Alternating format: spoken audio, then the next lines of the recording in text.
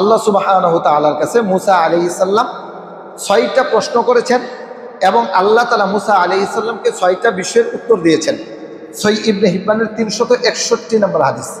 আব্দুল্লাহ ইবনে আব্বাস রাদিয়াল্লাহু তাআলা আনহুমা থেকে বর্ণিত, তিনি বলেন, সাআলা মুসা রাব্বাহু সিত্তা খিসালিন। মুসা আলাইহিস সালাম আল্লাহ তাআলাকে 6টা প্রশ্ন করেছেন। কয়টা প্রশ্ন?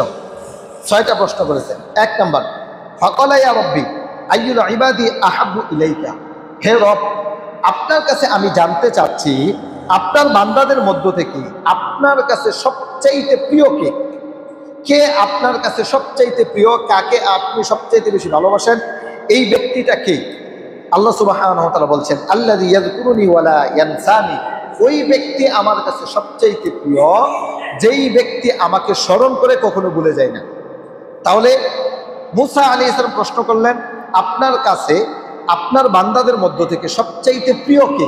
আল্লাহ তাআলা উত্তর দিলেন, যেই ব্যক্তি আমাকে স্মরণ করে ভুলে যায় না ওই ব্যক্তি হলো আমার কাছে সবচাইতে প্রিয় ব্যক্তি, আমার কাছে সবচাইতে সম্মানিত ব্যক্তি। তাহলে যারা আল্লাহকে স্মরণ করে তারা হলো আল্লাহর প্রিয়জন, যারা আল্লাহকে ভুলে যায় না তারা হলো আল্লাহর কাছে সবচাইতে প্রিয় মানুষ, সম্মানিত মানুষ। এখন প্রশ্ন হচ্ছে, আমরা কি আল্লাহকে স্মরণ রাখি কিনা? আমরা কি আল্লাহকে ভুলে যাই কিনা? এটা হচ্ছে আমাদের জানার বিষয়। আমরা আল্লাহকে স্মরণ রাখতে পারি না। আমরা যদি আল্লাহকে স্মরণ না রাখি তাহলে আল্লাহ আমাদেরকে ভুলে যাবেন। এটা কোরআনে আল্লাহ সুবহানাহু ওয়া তাআলা উল্লেখ করেছেন। সূরা বাকারা 2 নম্বর সূরার 152 নং আয়াতে এসেছে, ফাযকুরুনি আযকুরুকুম। হে আমার বান্দারা, তোমরা আমাকে স্মরণ করো, আমি আল্লাহ তোমাদেরকে স্মরণ করব। সুবহানাল্লাহ। আরেকটা হাদিসে এসেছে, বান্দা তুমি যদি কোনো মজলিসে আমাকে স্মরণ করো, তোমার এই স্মরণের কারণে আমি এর চাইতে উত্তম মজলিসে তথা ফেরেশতাদের মজলিসে তোমার আলোচনা আমি করব। ওয়াশকুরুলি ওয়ালা তাকফুরুন। আল্লাহ বলেছেন, তোমরা আমার কৃতজ্ঞতা করো, নাফরমানি করো না। তাহলে আমরা যদি আল্লাহকে স্মরণ করতে পারি, বিনিময়ে আল্লাহ আমাদেরকে স্মরণ করবেন। অর্থাৎ আল্লাহ তাআলা ওই মজলিসে আলোচনা করবেন, ফেরেশতাদের মজলিসে আমাদেরকে নিয়ে আল্লাহ তাআলা গর্ববোধ করবেন। আর যারা আল্লাহর কৃতজ্ঞতা করবে না, আল্লাহর নাফরমানি করবে, আল্লাহ তাআলা তাদেরকে ভুলে যাবেন। আমরা অনেকে এখানে আছি যারা ভুলে গেছি আল্লাহকে। দুনিয়াতে যে এসেছি, আল্লাহ যে একজন আছেন, আমাদেরকে যে সৃষ্টি করেছেন, তার সামনে যে আমাদেরকে দাঁড়াতে হবে, এই সম্পর্কে আমরা একেবারে উদাসীন। আমরা জানি না যে আমাদেরকে আল্লাহর সামনে দাঁড়াতে হবে, আমাদের একজন সৃষ্টিকর্তা আছে, সেখানে গিয়ে দাঁড়াতে হবে, জবাব দিতে হবে। এ সম্পর্কে ম্যাক্সিমাম মানুষ উদাসীন, জানে না, চিন্তাই করে না, কখনো এটা মনের ভিতরে আনেই না যে সেই ব্যক্তি মারা যাবে, আল্লাহর সামনে দাঁড়াবে, এই চিন্তা ফিকিরি করে না। অথচ এটা চূড়ান্ত কথা যে আল্লাহর সামনে দাঁড়াতে হবে। কিয়ামতের মাঠে আল্লাহ সুবহানাহু ওয়া তাআলা আমাদের সব বিষয়ের হিসাব নেবেন, হিসাব দিতে হবে, আমাদেরকে জবাব দিতে হবে, আসামির কাঠগড়ায় আমাদেরকে দাঁড়াতে হবে, হিসাব দিয়ে আমাদেরকে জান্নাত অথবা জাহান্নামে যেতে হবে। এছাড়া যাওয়ার কোনো উপায় নেই। আল্লাহ সুবহানাহু ওয়া তাআলা সূরা জাসিয়া 45 নম্বর সূরার 34 নম্বর আয়াতে বলেন, ওয়াকিলাল ইয়াউমা নানসাকুম। সেই দিন তাদেরকে বলা হবে, আজ আমি তোমাদেরকে ভুলে যাব, কামা নাসিতুম লিকা ইয়াউমিকুম হাযা। যেই রকম ভাবে তোমরা আমাকে এই দিনের সাক্ষাৎ হবে এটা ভুলে গিয়েছিলা, ঠিক আজকে কিয়ামতের দিন আমি আল্লাহ তোমাদেরকে ভুলে যাব। অর্থাৎ তোমাদেরকে আমি রহমত করব না, আমার যে খাস রহমত ক্ষমা, সেই ক্ষমা তোমাদেরকে করব না। ওমা ওয়াকুমুন নার, তোমাদেরকে আমি জাহান্নামে নিক্ষেপ করব। ওমা লাকুম মিন নাসিরিন, আর তাদের জন্য কোনো সাহায্যকারী থাকবে না। তাহলে যেই ব্যক্তি আল্লাহকে ভুলে যাবে, কিয়ামতের ময়দানে আল্লাহ তাআলা তাকে ভুলে যাবেন। আল্লাহ তাআলা ওই ব্যক্তির পাশে থাকবেন না, ওই ব্যক্তিকে আল্লাহ তাআলা রক্ষা করবেন না। শুধু তাই না, দুনিয়াতে যেই ব্যক্তি আল্লাহকে ভুলে জীবনযাপন পরিচালনা করবে, সে যদি দুনিয়াতে চক্ষুষ্মান হয়, কিয়ামতের ময়দানে আল্লাহ তাআলা তাদেরকে অন্ধ করে তুলবেন, তাদের দৃষ্টি থাকবে না। এই কথাটা আল্লাহ সুবহানাহু ওয়া তাআলা সূরা তাহা 20 নম্বর সূরার 124 নম্বর আয়াতে উল্লেখ করেছেন, ওমান আ'রাদা আন যিকরি। যেই ব্যক্তি দুনিয়াতে থাকা অবস্থায় আমি আল্লাহকে ভুলে যাবে, স্মরণ করবে না, আমার জিকির থেকে মুখ ফিরিয়ে নেবে, আমার হুকুম আহকাম মানবে না, নামাজ পড়বে না, রোজা রাখবে না, যাকাত দিবে না, হজ করবে না, আল্লাহকে স্মরণ করবে না, ফা ইন্না লাহু মাঈশাতান দনকা। দুনিয়ার সংকীর্ণ একটা জীবন দিব, 60-70 বছর জিন্দেগি তাকে দিব। পাশাপাশি ওয়ানাহশুরুহু ইয়াওমাল কিয়ামাতি আ'মা, কিয়ামতের ময়দানে আমি তাকে অন্ধ করে তুলব। ওই ব্যক্তি আফসোস করবে, বলবে, আফসোস করতে থাকবে আর বলতে থাকবে ওই ব্যক্তি, ওয়ালা ইয়া রাব্বি লিমা হাশারতানি আ'মা।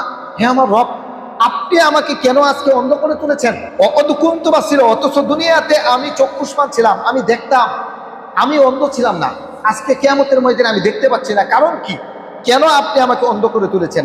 আল্লাহ উত্তর দিবেন, কাযালিকা আতাতকা আয়াতুনা ফানাসিতাহা, তোমার কাছে আমার আয়াত গিয়েছিল, নিদর্শন গিয়েছিল, আমার নিদর্শনকে তুমি ভুলে গিয়েছিলা। ওয়া কাযালিকাল ইয়াওমা তুনসা, আমিও তোমাকে ভুলে গিয়েছি। তুমি যেই রকম ভাবে আমার নিদর্শন ভুলে গিয়েছো, আমি ঠিক এইরকম ভাবে তোমাকে ভুলে গিয়েছি, অর্থাৎ তোমাকে আমি অন্ধ করে তুলেছি। তাহলে দুনিয়াতে যারা আল্লাহকে স্মরণ করবে না, তাদের একটা শাস্তি হচ্ছে দুনিয়াতে আল্লাহ তাআলা তাদেরকে সংকীর্ণ জীবন দিবেন, আরেকটা শাস্তি কিয়ামতের ময়দানে আল্লাহ তাআলা তাদেরকে দিবেন, সেটা হচ্ছে অন্ধ করে তুলবেন। তাহলে ওই ব্যক্তির প্রতি আল্লাহ তাআলা সন্তুষ্ট থাকবে না। যাদেরকে আল্লাহ তাআলা অন্ধ করে তুলবেন তাদের প্রতি আল্লাহ তাআলা অসন্তুষ্ট, এই জন্য তাদেরকে অন্ধ করে তুলবেন এবং তাদেরকে জাহান্নামে নিক্ষেপ করবেন। এই জন্য আমাদের উচিত হচ্ছে আল্লাহকে স্মরণ করা। আল্লাহকে স্মরণ যদি আমরা করতে পারি তাহলে আল্লাহর প্রিয় বান্দা হব, আল্লাহকে যদি ভুলে যাই অপ্রিয় বান্দা হয়ে যাবো আমরা। এই জন্য বেশি বেশি আল্লাহকে স্মরণ করা। সবচেয়ে বেশি মানুষ আল্লাহকে স্মরণ করতে পারে নামাজের মাধ্যমে। মনে রাখবেন, যে নামাজ পড়ে না সে আল্লাহকে স্মরণ করে না। যে যতটুকু দিন দারিত্ব পালন করে সে ততটুকু আল্লাহকে স্মরণ করে। যার ভিতরে যতটুকু দিন দারিত্ব সে ততটুকু আল্লাহর জিকিরে লিপ্ত, অর্থাৎ আল্লাহর স্মরণে লিপ্ত। যে যতটুকু ইবাদত বন্দেগী করে, হুকুম হাকাম মান্য করে, সে ততটুকু আল্লাহর জিকির আজগার করে। আর নামাজই একটা ইবাদত, এটা হচ্ছে সবচাইতে বড় জিকির। যে যত বেশি আল্লাহর ইবাদত বন্দেগী করে সে তত বেশি আল্লাহকে স্মরণ করে। যে দিন দারিত্ব যত কম পালন করে সে তত কম আল্লাহকে স্মরণ করে। আল্লাহ সুবহানাহু ওয়া তাআলা পবিত্র কোরআনে সূরা আনকাবুত 29 নম্বর সূরা 45 নম্বর আয়াতে বলেন, উতলু মা উহিয়া ইলাইকা মিনাল কিতাব ওয়া আকিমিস সালাহ। হে নবী, তোমার প্রতি আমি আল্লাহ যেই কিতাব ওহী করেছি সেই কিতাব তুমি পাঠ করো। ওয়া আকিমিস সালাহ, এবং তুমি নামাজ কায়েম করো। ইন্না সালাতা তানহা আনিল ফাহশাই ওয়াল মুনকার, নিশ্চয় নামাজ হচ্ছে সমস্ত অশ্লীলতা থেকে বাঁচার মাধ্যম। আপনি যদি নামাজ পড়েন তাহলে যত ধরনের পাপ আছে এই নামাজই আপনাকে পাপ থেকে বাঁচাবে। আমাদের সমাজে অনেকের ভুল ধারণা আছে যে আগে সুদ ছাড়বো এরপরে নামাজে যাব, আগে সিনেমা ছাড়বো এরপরে নামাজে যাব, আগে পাপ কাজ ছাড়বো এরপরে নামাজ পড়বো। এই বিষয়টা শয়তান ধোঁকা দেয় মানুষকে। অথচ আল্লাহ বলেছেন তুমি নামাজ পড়ো, নামাজই তোমাকে পাপ কাজ থেকে রক্ষা করবে। আর আমরা চিন্তা চেতনা করি আগে তওবা ইস্তেগফার করবো এরপরে নামাজ পড়বো। এটা শয়তানের একটা সূক্ষ্ম ধোঁকা আমাদেরকে দেয়। এই জন্য সাবধান, নামাজ পড়তেই হবে। এখন আপনার চিন্তা আসতে পারে, হুজুর অমুকে সারা জীবন ধরে নামাজ পড়ে সুদও খাই, নামাজে পড়ে ঘুষও খাই, নামাজে পড়ে পাপ কাজও করে, তাহলে এটা কেমনি? আল্লাহ যে বলেছেন নামাজ অশ্লীলতা থেকে বাঁচাবে, তাহলে এই আয়াত তো আর মিথ্যা না, তাহলে ওই ব্যক্তির নামাজ হচ্ছে না। এই বিষয়টা মাথায় রাখতে হবে, যেই ব্যক্তি নামাজে পড়ে পাপ কাজও করে, নামাজ ছোট থেকে পড়তে আছে কিন্তু পাপ কাজ ছাড়তে পারতেছে না, বুঝতে হবে ওই ব্যক্তির নামাজই হচ্ছে না, নামাজকে সংশোধন করতে হবে। ওয়ালা যিকরুল্লাহি আকবার, আল্লাহ বলছেন যে নামাজ হচ্ছে সমস্ত জিকিরের মধ্যে সবচাইতে বড় জিকির হচ্ছে নামাজ। যেই ব্যক্তি নামাজ পড়ে এটা সবচাইতে বড় জিকির। এই জন্য নামাজ আদায় করতে হবে। আল্লাহু ইয়ালামু মা তাসনাউন, আল্লাহ জানেন তোমরা যা করো। তাহলে আল্লাহ সুবহানাহু ওয়া তাআলা এখানে উল্লেখ করেছেন নামাজ হচ্ছে জিকির, আল্লাহকে স্মরণ করা সবচাইতে বড় মাধ্যম। যারা নামাজ পড়ে না তারা আল্লাহকে স্মরণ করে না, আল্লাহকে তারা ভুলে আছে। এই জন্য দিন দারিত্ব যার যত বেশি, আল্লাহকে সে তত বেশি স্মরণ করে। মুনাফিকদের সম্পর্কে আল্লাহ সুবহানাহু ওয়া তাআলা পবিত্র কোরআন সূরা নিসা 4 নম্বর সূরা 124 নম্বর আয়াতে উল্লেখ করেছেন। আল্লাহ সুবহানাহু ওয়া তাআলা এখানে মুনাফিকদের একটা চরিত্র উল্লেখ করেছেন। মুনাফিকরা আল্লাহকে স্মরণ করে না কিন্তু তারা নামাজ পড়ে।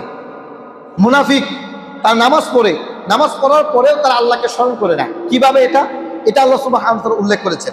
আল্লাহ বলছেন ইন্নাল মুনাফিকিনা ইউখাদিউনা আল্লাহ ওয়া হুয়া খাদিউহুম, নিশ্চয়ই মুনাফিক যারা তারা আল্লাহকে ধোঁকা দিতে চায়। ওয়া হুয়া খাদিউহুম, বস্তুত তারা আল্লাহকে ধোঁকা দিতে পারে না, আল্লাহই তাদেরকে ধোঁকার মধ্যে ফেলেন। ওয়া ইযা কামু ইলা সলাতি কামু কুসালা, এই মুনাফিকরা যখন নামাজে দাঁড়ায় তখন তারা অলসতার সহিত নামাজ পড়ে। এমনভাবে নামাজ পড়ে মনটা চাইলো, রুকু দিল, আবার সেজদা দিল, এরকম অলসতার সহিত নামাজ পড়ি। ইউরাউনান নাসা, তারা মানুষকে দেখায় যে আমরা নামাজ পড়তেছি, এরকম। ওয়ালা ইয়াযকুরুনাল্লাহা ইল্লা কলিলা, আর তারা আল্লাহকে স্মরণ করে না, খুব অল্প সংখ্যকই আল্লাহকে স্মরণ করে। তাহলে মুনাফিক যারা, তাদের বিষয়ে এখানে এসেছে তারা নামাজ পড়ে কিন্তু আল্লাহকে স্মরণ করে না। আর আমরা যারা নামাজই পড়ি না, আমরা কি আল্লাহকে স্মরণ করি? আমরা তো আল্লাহকে বেতরিকে আওলায় স্মরণ করি না। তাহলে আপনাকে চিন্তা করতে হবে এই আয়াত নিয়ে, সূরা নিসা 4 নম্বর সূরা 124 নম্বর আয়াত নিয়ে চিন্তা ফিকির করতে হবে আপনি মুনাফিকদের কাতারে পড়ে যান কিনা। এই আয়াত নিয়ে গবেষণা করতে হবে। এই জন্য আল্লাহকে স্মরণ করতে হবে। এজন্য হযরত মূসা আলাইহিস সালাম আল্লাহ সুবহানাহু ওয়া তাআলাকে প্রশ্ন করেছেন, হে রব, আপনার কাছে আপনার বান্দাদের মধ্য থেকে সবচাইতে প্রিয় কে? আল্লাহ বলেছেন, যেই ব্যক্তি আমাকে স্মরণ করে, আমাকে ভুলে যায় না, ওই ব্যক্তি হলো আমার বান্দাদের মধ্য থেকে সবচাইতে প্রিয়। 2 নম্বর, ফাআইয়ু ইবাদিকা আহদা, হে রব, আপনার বান্দাদের মধ্য থেকে কে সবচাইতে বেশি আপনার কাছে হেদায়েত প্রাপ্ত? আল্লাহ সুবহানাহু ওয়া তাআলা উত্তর দিয়েছেন, আল্লাযী ইয়াত্তাবিউল হুদা, ওই ব্যক্তি আমার কাছে সবচাইতে হেদায়েত প্রাপ্ত, আসমানি কিতাব যা নাজিল করেছি, আদেশ নিষেধ এইগুলোকে স্মরণ রাখে, ওই ব্যক্তি হলো আল্লাহর কাছে সবচাইতে বেশি হেদায়েত প্রাপ্ত। সুতরাং আমরা এই বিষয়টি এখন বলতে পারি আল্লাহ সুবহানাহু ওয়া তাআলার এই কথার প্রেক্ষিতে, যেই ব্যক্তি আসমানি কিতাবকে মান্য করে অর্থাৎ কুরআন এবং হাদিস মেনে চলে, ওই ব্যক্তি হলো হেদায়েত প্রাপ্ত। তাহলে শুধু মুখে মুখে বললে হবে না যে আমি আল্লাহর হেদায়েত মানি, আমি আল্লাহর দ্বীন মেনে চলি, এটা মুখে বললে চলবে না। আল্লাহ যে কিতাব নাজিল করেছেন সেই কিতাব অনুযায়ী আমাকে আপনাকে জীবন পরিচালনা করতে হবে। যারা আসমানি কিতাবকে ছেড়ে দিয়েছে তারা হেদায়েত প্রাপ্ত না, তারাই হেদায়েত প্রাপ্ত যারা আসমানি কিতাবকে আঁকড়ে ধরেছে। আল্লাহ সুবহানাহু ওয়া তাআলা এই পৃথিবীর মধ্যে আদম এবং হাওয়াকে, শয়তান, ইবলিস যত কিছু আছে সব কিছুকে যখন জান্নাত থেকে বহিষ্কার করে দুনিয়াতে পাঠিয়ে দেন, তখনই আল্লাহ সুবহানাহু ওয়া তাআলা ঘোষণা দিয়েছিল, যেই ঘোষণাটা সূরা বাকারা 2 নম্বর সূরার 38 নং আয়াতে আল্লাহ তাআলা উল্লেখ করেছেন, কুলনা বিতু মিনহা জামিআ, হে আদম, হে হাওয়া, হে ইবলিস, যাও তোমরা সকলেই জান্নাত থেকে নেমে যাও। আদম আলাইহিস সালাম চিন্তা করলেন যে ইবলিস আমাকে ধোঁকা দিয়ে বোকা বানিয়ে জান্নাত থেকে বহিষ্কার করে দুনিয়ায় পাঠিয়ে দিচ্ছে, সেই ইবলিসকেও আল্লাহ তাআলা আমাদের সাথে দুনিয়ায় পাঠাচ্ছেন।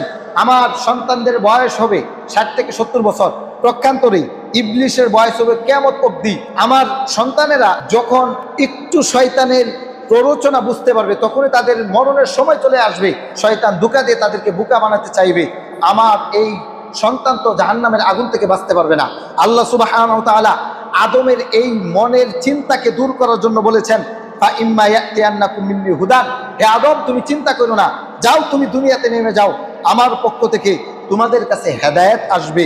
ফামান তাবিআ হুদায়া, যেই ব্যক্তি এই হেদায়েতকে অনুসরণ করবে, মান্য করবে, ফালা খাউফুন আলাইহিম ওয়া লা হুম ইয়াহজানুন, তাদের কোনো ভয় নাই, তাদের কোনো চিন্তা নাই। এই হেদায়েত কোন হেদায়েত? এই হেদায়েত হচ্ছে আসমানি কিতাব। যুগে যুগে নবীদের উপরে আল্লাহ সুবহানাহু ওয়া তাআলা যেই কিতাব নাজিল করেছেন, সেই কিতাবকে যারা আঁকড়ে ধরেছে তাদের কোনো ভয় নাই, তাদের কোনো চিন্তা নেই। তবে আসমানি কিতাব যারা মান্য করে চলবে তারাই হলো আল্লাহর কাছে হেদায়েত প্রাপ্ত। দুঃখজনক হলো সত্য যে আমরা আল্লাহর আসমানি কিতাবকে মান্য করে চলি না। আমাদের এই বাংলাদেশ 98% মুসলিম দেশ, আমরা যদি সকলে আল্লাহর কিতাবকে আঁকড়ে ধরতাম তাহলে এই বাংলাদেশের মধ্যে আল্লাহর দ্বীন প্রতিষ্ঠা হয়ে যেত। আপনি আল্লাহর দ্বীন কায়েম করার জন্য এখন কথা বলেন, আপনাকে বলা হবে জঙ্গি, আপনাকে বলা হবে উগ্রবাদী, বিভিন্ন তোকমা দিয়ে আপনার উপরে বিভিন্ন হামলা মামলা দেওয়া হবে। অথচ আপনিও মুসলিম, আমিও মুসলিম, এই জমিনের মধ্যে আল্লাহর দ্বীন বাস্তবায়ন করতে চাইতেন, তাহলে 98% মুসলিম, সে কোরআন মানবে, হাদিস মানবে, কোরআন অনুযায়ী দেশ চলবে, বাস সাধারণ কথা। এরপরও দেখেন 1450 বছর চলে গেছে, আমাদের এই বাংলাদেশের মধ্যে দ্বীন কায়েম এখনো হয় নাই। কেন হয় নাই? কারণ আপনি দ্বীন মানেন না, আমি দ্বীন মানি না। আমি আল্লাহর কোরআনের কিছু মানি, কিছু বর্জন করি। যেখানে সুবিধা সেইখানে মানি, যেখানে অসুবিধা সেইখানে বর্জন করি। এই জন্যই মূলত আল্লাহর জমিনে আল্লাহর দ্বীন কায়েম হচ্ছে না। অথচ এই পৃথিবীর মধ্যে আল্লাহর জমিনে আল্লাহর দ্বীন কায়েম করা মুসলমানদের প্রথম মিশন থাকবে। এই জমিনের মধ্যে আল্লাহর দ্বীন পরাজিত থাকতে পারবে না। এই জমিনটা কার? বলেন, জমিন কার? আল্লাহর জমিন। আল্লাহ বলেছেন, আমি এই আসমান জমিন সৃষ্টি করেছি। ইন্না ফি খালকিস সামাওয়াতি ওয়াল আরদ, নিশ্চয় আমি আল্লাহ এই আসমান এবং জমিন সৃষ্টি করেছি। জেনে রেখো, যিনি সৃষ্টি করেছেন, আলা লাহুল খালকু ওয়াল আমর, সৃষ্টি যার, বিধান চলবে তার, এটাই স্বাভাবিক বিষয়। কিন্তু আমরা দেখেন এর উল্টা চলছি। আমরা হেদায়েতের বাণীকে মান্য করি না, আমরা শরীয়তকে তোয়াক্কাই করি না। শরীয়তকে একদিকে রাখি আর আমাদের দলকে আরেক দিকে রাখি। আমাদের সমাজের মধ্যে চলছে জাহিলিয়াত, গণতন্ত্র, সমাজতন্ত্র, রাজতন্ত্র, বিভিন্ন তন্ত্র মন্ত্রের খপ্পরে করে মানুষ এখন ইসলামকে ভুলে গিয়েছে। সঠিক যে দিন, সেই সঠিক দিনকে তারা ছেড়ে দিয়েছে। ছেড়ে দিয়ে বিভিন্ন মানুষের বানানো তন্ত্রমন্ত্রের পিছনে মানুষ ছুটছে। সেটাকে বাস্তবায়ন করার জন্য মানুষ আপ্রাণ চেষ্টা বিক্রি করছে, দলের জন্য মানুষ মারা যাচ্ছে। অথচ ইসলাম প্রতিষ্ঠা করার জন্য মানুষ মারা যাওয়া উচিত ছিল, কিন্তু তন্ত্রমন্ত্র বাস্তবায়ন করার জন্য আমরা সেই দিকে চলে যাচ্ছি। সারা পৃথিবীর দিকে আজকে তাকিয়ে দেখুন, গুম, খুন, হত্যা, ধর্ষণ, হানাহানি, মারামারি, রাহাজানি, শান্তি নাই, ভাই ভাই মারামারি, হানাহানি, রাজনীতির দ্বন্দ্বের কারণে একে অপরের হামলা মামলা চলছে কি চলছে না? চলছে। এর থেকে যদি আপনি মুক্তি চান, অবশ্যই এই জমিনে আল্লাহর কোরআনকে বাস্তবায়ন করতে হবে। কোরআন বাস্তবায়ন করা ছাড়া, আল্লাহর জমিনে আল্লাহর দ্বীন প্রতিষ্ঠা করা ছাড়া গুম, খুন, হত্যা, রাজধানী, দর্শন এইগুলো বন্ধ হওয়া কখনো সম্ভব হবে না। এই জন্য এই পৃথিবীর মধ্যে আল্লাহর দ্বীন বাস্তবায়ন করতে হবে। আমরা বাংলাদেশের মানুষ যারা নিজেদেরকে মুসলমান বলে পরিচয় দিই, আমাদের বিষয়টা আরো আশ্চর্য বিষয়। আমরা সকলেই ছুটি একদল নারীর পিছনে, একদল ছুটে আওয়ামী লীগের পিছনে, আর একদল ছুটে বিএনপির পিছনে। সকলেই নারীর পিছনে ছুটছে, নারীর ছায়া তলে যেন খুব আরাম। অথচ রাসূল সাল্লাল্লাহু আলাইহি ওয়াসাল্লাম উল্লেখ করেছেন সহিহ বুখারী 4425 নম্বর হাদিস, যেই হাদিসটা আপনার আমার ঘুম কেড়ে নেওয়ার কথা, এই হাদিস আমরা শুনি, শোনার পরেও কখনো কোনোদিন চিন্তা ফিকির করি না। রাসূল বলেছেন ওই জাতি কখনো পরিত্রাণ হবে না, ওই জাতির উপরে কখনো আল্লাহর পক্ষ থেকে রহমত নাজিল হবে না, যেই জাতির শাসক হবে নারী। একজন নারী যদি নেতৃত্ব দেয়, সারা পৃথিবী গজব নাজিল হবে। এই যে গণতন্ত্রের সুবলে পড়ে আমরা এখন নারী নেতৃত্বকে জায়েজ বানিয়ে নিচ্ছি, গণতন্ত্র সুবলে পড়ে নারীর পিছনে আমরা ছুটছি। অথচ রাসূল 1450 বছর পূর্বে আমাদেরকে বলে গেছেন, নারী যদি নেতৃত্ব হয় সারা পৃথিবী গজব নাজিল হবে। নারী যদি নেতৃত্ব দেয়, ওই জাতি কখনো সফল হবে না। আজকে আপনি এত উন্নত দেখতে পাচ্ছেন, যদি নারী না থাকে, যদি একজন পুরুষ থাকতো, আরো 50 বছর আগে এর চাইতে বেশি বেশি উন্নত হয়ে যেত। আল্লাহর পক্ষ থেকে একটা গজব দেশে অনিবার্য হতেই থাকে যখন নারী নেতৃত্ব দেয়। বাংলাদেশের বিষয়টা তো আশ্চর্য। বাংলাদেশে বড় জননারী, মেজ জননারী, সেজ জননারী, ছোট জননারী, সব নারী। আমরা সবাই কাপুরুষের মতো চুরি করে ঘরে বসে আছি। অথচ আল্লাহর কিতাব বলে নারী নেতৃত্ব জায়েজ না হারাম? সকলে বলেন জায়েজ না হারাম? আওয়ামী লীগের বাইরে বলেন জায়েজ না হারাম? বিএনপির বাইরে বলেন জায়েজ না হারাম? হারাম, সকলের জন্য এটা হারাম। তাহলে এরপরেও আমরা কি করি? আমরা সেই দিকে ছুটে বেড়াচ্ছি। যেই দেশ থেকে গণতন্ত্রের উদ্ভাবন হয়েছে, আব্রাহাম লিঙ্কনের গণতন্ত্র, সেই দেশের মধ্যে কোনো নারীকে এই 200 বছরের মধ্যে কোনো দিন তারা প্রধান বানান নাই, কোনো নারী তাদের প্রধান হন নাই। আর আমরা কিভাবে যেন বুঝে গেলাম নারীদেরকে প্রধান বানিয়ে নিচ্ছি। রাসূল সাল্লাল্লাহু আলাইহি ওয়াসাল্লাম আমাদেরকে এই বিষয়টা জানিয়ে দিয়ে গেছেন যে ওই ব্যক্তি হলো হেদায়েত প্রাপ্ত, যেই ব্যক্তি আল্লাহর নাজিলকৃত বিধানগুলোকে মেনে নেয়। আল্লাহ যা নাজিল করেছেন পরিপূর্ণভাবে পুঙ্খানুপুঙ্খানুভাবে যে ব্যক্তি মেনে নেবে, ওই ব্যক্তি হলো হেদায়েতপ্রাপ্ত। মুসা আলাইহিস সালামের দ্বিতীয় প্রশ্ন ছিল, আল্লাহ আপনি আমাকে বলুন কোন ব্যক্তি আপনার কাছে সবচেয়ে বেশি হেদায়েতপ্রাপ্ত? তখন আল্লাহ বলেছিলেন ওই ব্যক্তি হলো হেদায়েতপ্রাপ্ত যেই ব্যক্তি আমার নাজিলকৃত বিধান অনুযায়ী তার পারিবারিক জীবন, সামাজিক জীবন, রাষ্ট্রীয় জীবন সর্বক্ষেত্রে পালন করবে, ওই ব্যক্তি হলো আমার কাছে হেদায়েতপ্রাপ্ত। 3 নাম্বার, ফাআইয়ু ইবাদিকা আহকাম। হে রব, আপনি আমাকে বলেন আপনার বান্দাদের মধ্য থেকে সবচেয়ে ন্যায় বিচারক কে? বিচার তো সবাই করে, কিন্তু আপনার কাছে আপনি কাকে ন্যায় বিচারক হিসেবে পছন্দ করেন? তখন আল্লাহ সুবহানাহু ওয়া তাআলা বলছেন, আল্লাযী ইয়াহকুমু লিন-নাসি কামা ইয়াহকুমু লিনাফসি। আমার কাছে ওই ব্যক্তি হলো সবচেয়ে ন্যায় বিচারক যেই ব্যক্তি নিজের জন্য যা পছন্দ করে অপর ভাইয়ের জন্য ওইটাই পছন্দ করে। কথা মনে হয় বুঝেন নাই? মুসা আলাইহিস সালাম প্রশ্ন করলেন, আল্লাহ আপনি আমাকে বলেন আপনার বান্দাদের মধ্য থেকে কে সবচেয়ে বেশি ন্যায় বিচারক? আল্লাহ তাআলা উত্তর দিলেন, ওই ব্যক্তি হলো ন্যায় বিচারক যেই ব্যক্তি নিজের জন্য যা সাব্যস্ত করে পরের জন্য তাই সাব্যস্ত করে, নিজের জন্য যেটা পছন্দ করে পরের জন্য সেটাই পছন্দ করে, ওই ব্যক্তি হলো আল্লাহর কাছে সবচেয়ে বড় প্রিয় ন্যায় বিচারক। এখন কি কথা বুঝেছেন? এইবার আপনাদেরকে ব্যাখ্যা দিয়ে শোনাই। রাসূল সাল্লাল্লাহু আলাইহি ওয়াসাল্লামের এই যে কথাটা, মুসা আলাইহিস সালাম যে আল্লাহকে প্রশ্ন করেছেন, আল্লাহ তাআলা যে উত্তর দিয়েছেন, আমরা কিন্তু এর বিপরীত চলি। আমরা যখন বিচার করতে যাই তখন যারা আসামি তাদের উপরে এমন পাশবিক বিচার করে আসি যেটা নিজে মানতে পারবো না, এমন বিচার করি। আমাকে ওই বিচার করতে হবে, আচ্ছা আমি যদি এই অপরাধের অপরাধী হইতাম তাহলে আমি কি পছন্দ করতাম, ওই বিচারটাই মুসলিম ভাইয়ের উপরে করতে হবে। আল্লাহ সুবহানাহু ওয়া তাআলা আমাদেরকে এটাই বলেছেন। এরপরেই সহিহ বুখারীর 13 নং হাদিসে এসেছে, আনাস রাদিয়াল্লাহু তাআলা আনহু আনিন নবী সাল্লাল্লাহু আলাইহি ওয়াসাল্লাম قال لا يؤمن احدكم حتى يحب لاخيه ما يحب لنفسه। তোমাদের মধ্য থেকে একজন মানুষ ততক্ষণ পর্যন্ত প্রকৃত ইমানদার হতে পারবে না যতক্ষণ পর্যন্ত তুমি তোমার নিজের জন্য যা পছন্দ করবা তোমার মুসলিম ভাইয়ের জন্য তা যদি পছন্দ না করো তাহলে তুমি ইমানদার হতে পারবে না। আপনি আপনার নিজের জন্য যা পছন্দ করবেন তা আপনার মুসলমান ভাইয়ের জন্য তাই পছন্দ করতে হবে, নতুবা আপনি মুমিন হতে পারবেন না।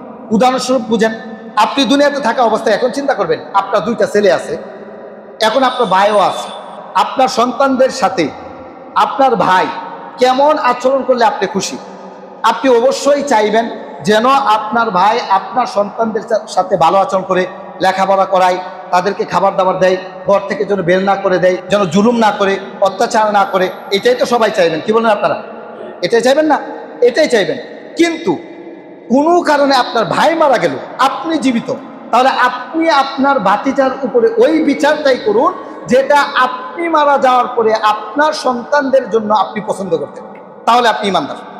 তাহলে এই হাদিসের প্রেক্ষিতেই কিন্তু আপনাদেরকে বলেছিলাম যে নতুন টাকা আগে দেওয়া সুন্নত। এই হাদিসের প্রেক্ষিতেই সহিহ বুখারী 13 নম্বর হাদিস। দেখবেন মানুষ যখন টাকা দেয় তখন কি করে? পুরাতন টাকাটা আগে বেচা দেয়, সিরা টাকাটা আগে দেয়, নতুন টাকাটা রেখে দিতে চাই।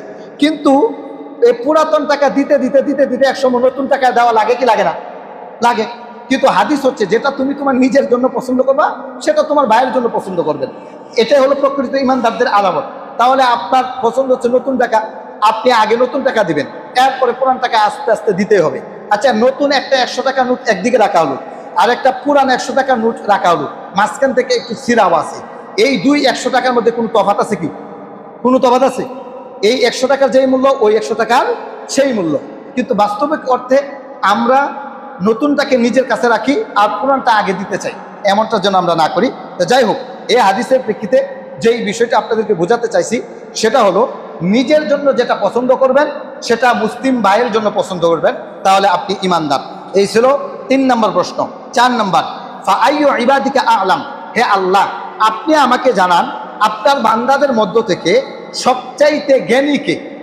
কে সবচাইতে বড় আলেম? কে সবচাইতে বড় জ্ঞানী?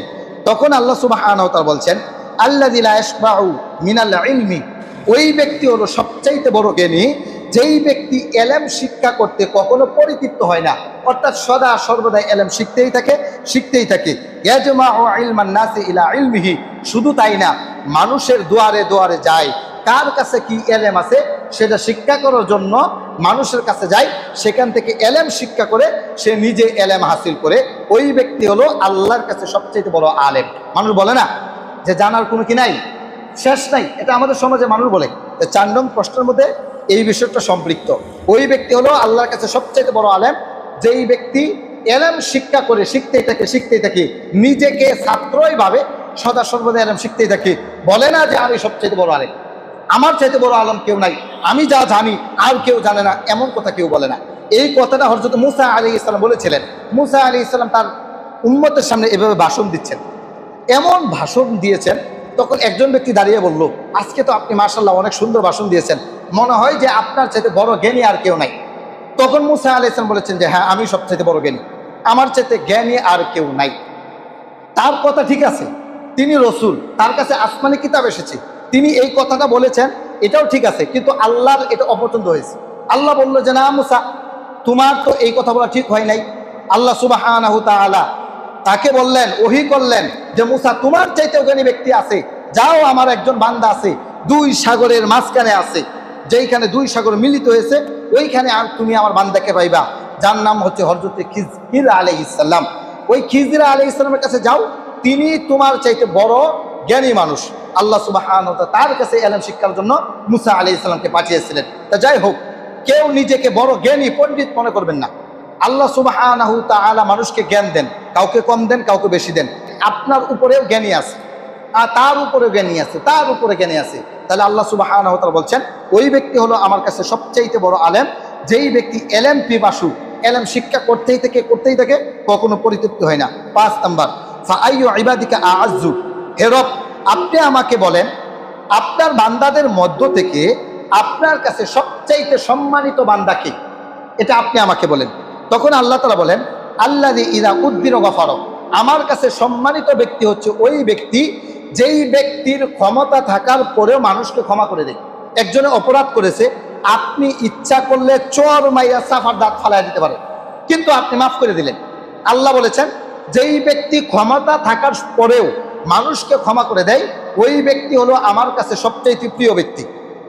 আমি কি কথাটা বোঝাতে পারলাম? আল্লাহ রসুল সাল্লাল্লাহু আলাইহি সাল্লাম বলেছেন, মুসা আলাইহিস সালাম আল্লাহকে প্রশ্ন করেছেন, আল্লাহ উত্তর দিচ্ছেন আমার কাছে সম্মানিত ব্যক্তি হচ্ছে ওই ব্যক্তি যেই ব্যক্তি পাওয়ার আছে শাস্তি দেওয়ার মতো, এরপরে শাস্তি দেয় না, যা তোকে মাফ করে দিলাম। আল্লাহ বলেছেন ওই ব্যক্তি হলো আমার কাছে সবচাইতে সম্মানিত ব্যক্তি। এখন আমরা দেখেন, আমরা কিন্তু এর বিপরীত চলছি, উল্টা চলছি।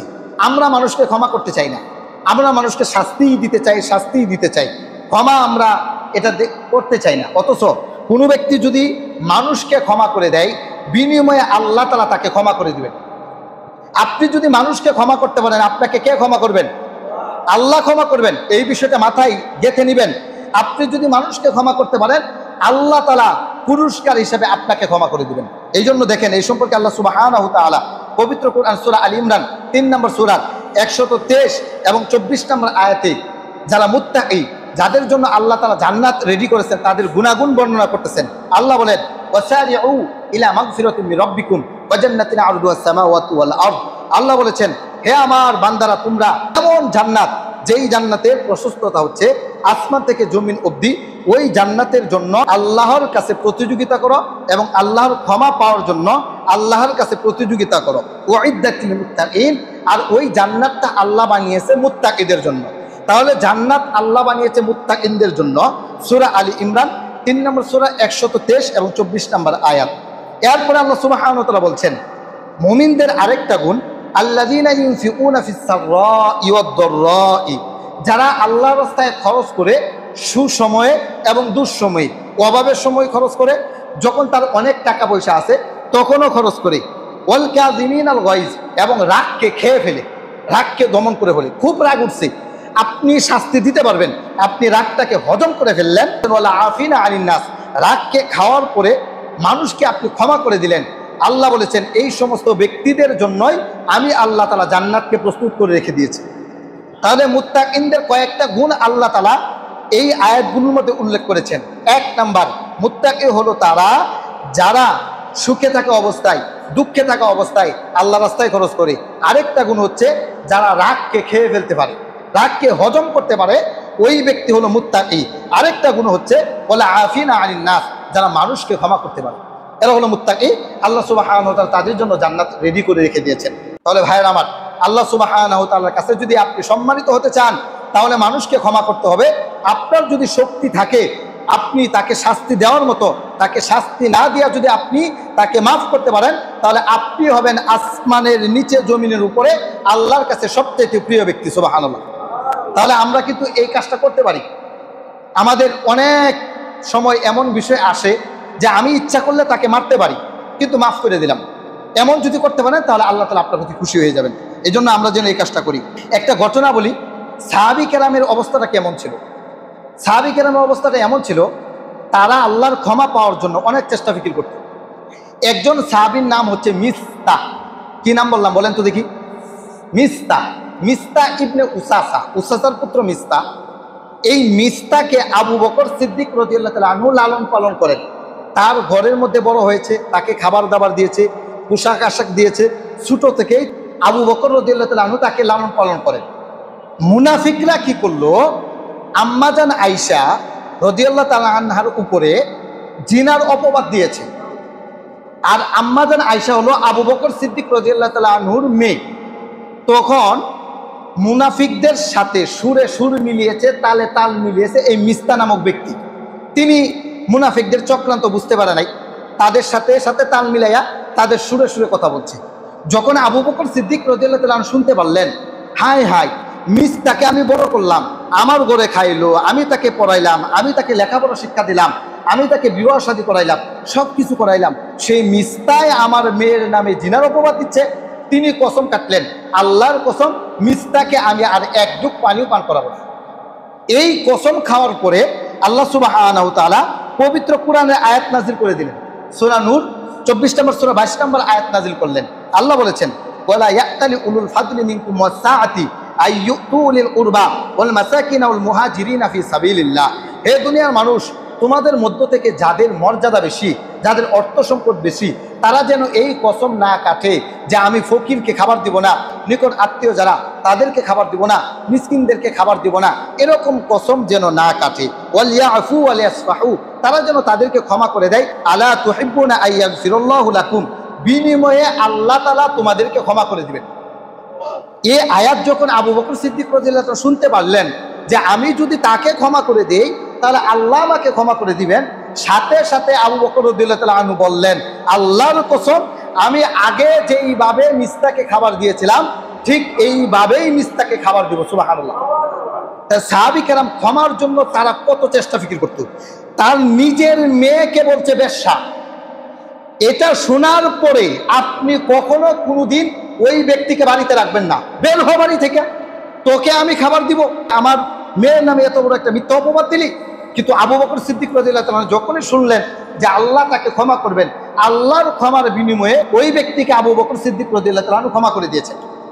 তাহলে যেই ব্যক্তি মানুষকে ক্ষমা করতে পারে ওই ব্যক্তিকে কে ক্ষমা করবেন? এই জন্য মুসা আলাইহিস সালামের এই জবাবে আল্লাহ তাআলা বলেছেন যে দেখো মুসা, আমার কাছে সম্মানিত হলো ওই ব্যক্তি যেই ব্যক্তি ক্ষমতা থাকার পরেও মানুষকে শাস্তি দেয় না, ওই ব্যক্তি হলো আমার কাছে সবচাইতে সম্মানিত ব্যক্তি। এরপরে একজন কুস্তিগির মানুষকে হারায় দিল, হারায় দেওয়ার কারণে আমরা অনেক সময় মনে করি সে মনে হয় যে অনেক শক্তিশালী মানুষ। না, রাসূল বলেছেন না সে শক্তিশালী মানুষ না। এ সম্পর্কে একটা হাদিস শুনেন, সহিহ বুখারীর 6114 নম্বর হাদিস, লাইসা শাদীদু বিসুরাতি, শক্তিশালী সেই ব্যক্তি নয় যে কুস্তিতে অন্যকে পরাজিত করতে পারে, তার শক্তিশালীকে রাসূল বলেছেন ইন্নামা শাদীদুল্লাযী ইয়ামলিকু নাফসাহু ইনদাল গযব, যেই ব্যক্তি রাগের সময় নিজের রাগকে কন্ট্রোল করতে পারে ওই ব্যক্তি হলো শক্তিশালী। যেই ব্যক্তি রাগের সময় নিজের রাগকে কন্ট্রোল করতে পারে ওই ব্যক্তি হলো শক্তিশালী। সহিহ বুখারীর 6114 নম্বর হাদিস। এই ছিল 5 নম্বর। 6 নম্বর, ফাআইয়ু ইবাদিকা আগনা, আল্লাহ তাআলা আপনি আমাকে বলেন আপনার বান্দাদের মধ্য থেকে সবচেয়ে ধনী কে, কাকে আপনি ধনী বলে বিবেচিত করেন? তখন আল্লাহ তাআলা বলেন আল্লাযী ইয়ারদা বিমা উতিয়া, ওই ব্যক্তি হলো প্রকৃত ধনী, আমি আল্লাহ তাকে যা দিয়েছি তা পাওয়ার পরে বলে আলহামদুলিল্লাহ, আল্লাহ আমাকে যা দিয়েছেন প্রশংসা করে, ওই ব্যক্তি হলো আমার কাছে সবচেয়ে ধনী ব্যক্তি। আপনি আপনার অবস্থানের প্রতি খুশি থাকবেন, দেখবেন আপনার অবস্থান পর্যন্ত আসার জন্য অনেক মানুষ চেষ্টা ফিকির করতেছে। আমরা আমাদের নিজেদের অবস্থানের প্রতি কেউ খুশি না। একজন ব্যবসায়ী তার চাইতে বড় ব্যবসায়ীর দিকে তাকিয়ে থাকে যে আমি যদি তার মতো ব্যবসায়ী হতে পারতাম, অথচ তার মতো ব্যবসায়ী হওয়ার জন্য আরেকজন চেষ্টা ফিকির করতেছে। একজনের চাকরি করতেছে, তার বেতন 20,000 টাকা, যার চাকরি নাই সে চিন্তা ফিকির করে আমি যদি 20,000 টাকার এর মতো চাকরি পাইতাম। আবার একজনের 50,000 টাকার চাকরি আছে, ওই 20,000 টাকার ব্যক্তি ওই দিকে তাকিয়ে থাকে। নিজের অবস্থানের প্রতি কেউ খুশি না। অথচ আল্লাহ বলেছেন যেই ব্যক্তি নিজের অবস্থানের প্রতি খুশি থাকতে পারে ওই ব্যক্তির নিয়ামত আমি আল্লাহ তাআলা নিজে বাড়িয়ে দিব। পবিত্র কুরআনে আল্লাহ সুবহানাহু ওয়া তাআলা এই কথাটা উল্লেখ করেছেন সূরা ইব্রাহিম 14 নম্বর সূরা 7 নম্বর আয়াতে, ওয়া ইয তাআযানা রাব্বুকুম, তোমাদের রব ঘোষণা দিয়েছেন। কি ঘোষণা দিয়েছেন? লা ইন শাকারতুম লা আযীদান্নাকুম, যদি তোমরা আমার নিয়ামত পাওয়ার পরে শুকরিয়া আদায় করো, এই শুকরিয়ার কারণে তোমার নিয়ামতটাকে কে বাড়িয়ে দিবেন? আল্লাহ বাড়িয়ে দেবেন। ওয়ালা ইন কাফারতুম, আর যদি তোমরা নাফরমানি করো, আরে অমুকের 10 কাঠা জমি না আমার 1 কাঠাও নাই, অমুকের মার্সিডিজ গাড়ি আমার কেন গাড়ি নাই, অমুকের এত বাড়ি আমার কেন বাড়ি নাই, এই নিয়ে যদি তুমি নাফরমানি করো, নিজের অবস্থানের প্রতি যদি খুশি না থাকো, আল্লাহ বলেছেন আমি তোমার এই নিয়ামতকে ছিনিয়ে নিব। শুধু নিয়ামতকে ছিনিয়ে দিব না, ইন্না আযাবি লাশাদীদ, তোমাকে আমি কঠিন আযাবে গ্রেফতার করব। তাহলে নিজের অবস্থানের প্রতি খুশি থাকতে হবে। আল্লাহ তাআলা তৌফিক দান করুন, সকল বলেন আমিন। সম্মানিত উপস্থিতি, রাসূল সাল্লাল্লাহু আলাইহি ওয়াসাল্লামের চমৎকার একটা হাদিস এ সম্পর্কে এসেছে, সহিহ বুখারী 6490 নম্বর হাদিস। আন আবি হুরায়রা রাদিয়াল্লাহু তাআলা আনহু আন রাসূলিল্লাহি সাল্লাল্লাহু আলাইহি ওয়াসাল্লাম قال ইযা নাযরা আহাদুকুম ইলা মান ফুদ্দিলা আলাইহি ফিল মালি ওয়াল খলকি, এই দুনিয়ার মানুষ তোমাদের নজর যদি তোমাদের চাইতে ঊর্ধ্বতন ব্যক্তির কাছে যায়, যেই ব্যক্তিকে আল্লাহ তাআলা সম্পদ দিয়েছে তোমার চাইতে বেশি, সৌন্দর্য দিয়েছে তোমার চাইতে বেশি, তাহলে তুমি কি করবা? ওই ব্যক্তির দিকে না তাকাইয়া ফালয়ানজুর ইলা মান হুয়া আসফালা মিনহু, তুমি ওই ব্যক্তির দিকে তাকাও যেই ব্যক্তি তোমার চাইতে নিম্নমানের। তোমার দেহটা কালো কিন্তু তুমি ওই ব্যক্তির দিকে তাকাও যেই ব্যক্তির একটা চোখ নাই, এমন মানুষ দুনিয়াতে আছে না নাই? তোমার 1 চোখ নাই, তুমি ওই ব্যক্তির দিকে তাকাও যেই ব্যক্তির 2 চোখ নাই, ওই ব্যক্তির দিকে তুমি দেখো, তুমি ওই ব্যক্তির দিকে তাকাও, তোমার দুই চোখ নাই, এমনও ব্যক্তি আছে দুই চোখও নাই, দুই হাতও নাই, আছে না নাই? আছে। এক কাঠা জমি তোমার আছে, তুমি ওই ব্যক্তির দিকে তাকাও যারা বসত বাড়ি নাই, কোনো কিছু নাই, ভাড়া বাড়িতে থাকে, ওই ব্যক্তির দিকে তুমি তাকাও। তোমার মাসে 15,000 টাকা কামাই আছে, তুমি ওই ব্যক্তির দিকে তাকাও যেই ব্যক্তি কোনো কামাই রুজি করার মতো তার ক্ষমতা নাই, শক্তি নাই, তুমি ওই ব্যক্তির দিকে তাকাও। নিজের অবস্থানের প্রতি খুশি থাকো, নিয়ামত কে বাড়িয়ে দিবেন? আল্লাহ বাড়িয়ে দিবেন। এরপরে রাসূল সাল্লাল্লাহু আলাইহি ওয়াসাল্লাম বলেছেন, অন্তরের ধনী হলো প্রকৃত ধনী। বাহ্যিক গাড়ি বাড়ি সৌন্দর্য দেখে আমরা অনেক সময় তাদেরকে ধনী মনে করি, অথচ ওই ব্যক্তি প্রকৃত ধনী না।